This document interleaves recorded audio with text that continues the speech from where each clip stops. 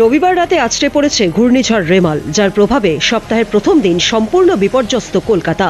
Camac street, Ballygunge, park circus সহ জলমগ্ন শহরের একাধিক এলাকা, নানান জায়গায় রাস্তার উপর ছিঁড়ে পড়েছে বিদ্যুতের তার। হাওয়া অফিসের পূর্বাভাস অনুযায়ী রবিবার মধ্যরাত থেকে যে দুর্যোগ শুরু হয়েছে তা সোমবারও শেষ হচ্ছে না। আজ বেলা 11:30টার পর থেকে ঘূর্ণিঝড় বদলে যাবে গভীর নিম্নচাপে। তবে গোটা রাজ্যে ঘূর্ণিঝড় ও পরবর্তী নিম্নচাপের প্রভাব থাকবে। সোমবার সকাল থেকেও কলকাতায় বৃষ্টি হয়েই চলেছে। শহরের একাধিক জায়গায় গাছ ভেঙে পড়ায় অবরুদ্ধ বিভিন্ন রাস্তা।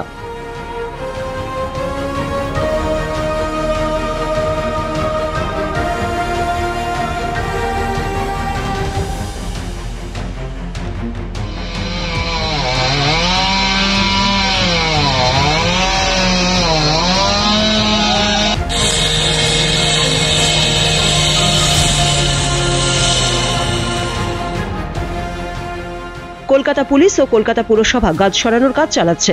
তবে বৃষ্টির কারণে ভেঙে পড়া গাছ সরাতে বেগ পেতে হচ্ছে তাদের। রেল লাইনে জল জমে সকাল থেকে শিয়ালদা দক্ষিণ শাখায় ট্রেন চলাচল প্রায় বন্ধ। অন্যদিকে সোমবার ফের মেট্রো বিভ্রাট। আপাতত গিরিশ পার্কের পর থেকে কবি সুভাষ পর্যন্ত বন্ধ মেট্রো পরিষেবা। সপ্তাহের প্রথম কর্মব্যস্ত দিনে ট্রেন ও মেট্রো পরিষেবা ব্যাহত হওয়ায় ভোগান্তির শিকার যাত্রীরা। যদিও দক্ষিণেশ্বর থেকে গিরিশ পার্ক পর্যন্ত পরিষেবা স্বাভাবিক রয়েছে। মেট্রো সূত্রে খবর, পার্ক সার্কাস থেকে এসপ্ল্যানেড মেট্রো স্টেশনের মাঝে জল জমে গিয়েছে। তার ফলে বন্ধ আংশিক মেট্রো পরিষেবা। কখন সবকিছু স্বাভাবিক হবে সে বিষয়ে মেট্রোর তরফে কিছুই জানানো হয়নি। আলিপুর আবহাওয়া দপ্তরের পূর্বাভাস, রেমালের প্রভাবে সোমবার উত্তর ও দক্ষিণ 24 পরগনা, কলকাতা, পূর্ব মেদিনীপুর, হাওড়া, হুগলিতে ভারী থেকে অতি ভারী বৃষ্টির সম্ভাবনা রয়েছে।